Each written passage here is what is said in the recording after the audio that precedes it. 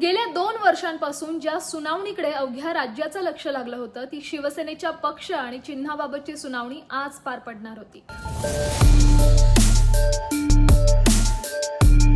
आज सुप्रीम कोर्टात काय घडलं थोडक्यात सांगते। शिवसेना पक्ष आणि चिन्ह शिंदे गटास देण्याच्या निर्णयावरील आव्हान याचिकेवर आज सुप्रीम कोर्टात सुनावणी झाली। शिंदे गटाकडून मुकुल रोहतगी आणि नीरज किशन कौल यांनी युक्तिवाद केला, तर ठाकरे गटाकडून रोहित शर्मा आणि कपिल सिब्बल यांनी युक्तिवाद केला। न्यायमूर्ती सूर्यकांत यांनी या प्रकरणाची मुख्य सुनावणी सुरू करण्याचं सांगितल्यानंतर कपिल सिब्बल यांनी थेट ऑगस्ट महिन्यातील तारखेची मागणी केली। माझं वेळापत्रक तपासून तुम्हाला सुनावणीची तारीख कळवतो असं न्यायमूर्ती म्हणाले। तोपर्यंत तुम्ही निवडणुका आल्याच तर निवडणुका लढा असं न्यायमूर्ती सूर्यकांत यांनी सांगितलंय। पुढील 2 ते 3 दिवसात ऑगस्टमधील सुनावणीची तारीख देऊ असं कोर्टानं सांगितलंय। जर ऑगस्टमध्ये या प्रकरणाची सुनावणी झालीच तर सप्टेंबर, ऑक्टोबर किंवा नोव्हेंबर पर्यंत या प्रकरणावर निकाल येऊ शकतो।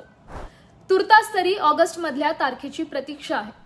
पण तुम्हाला या सुनावणीबाबत काय अपेक्षा आहे आणि काय मत आहे नक्की कळवा।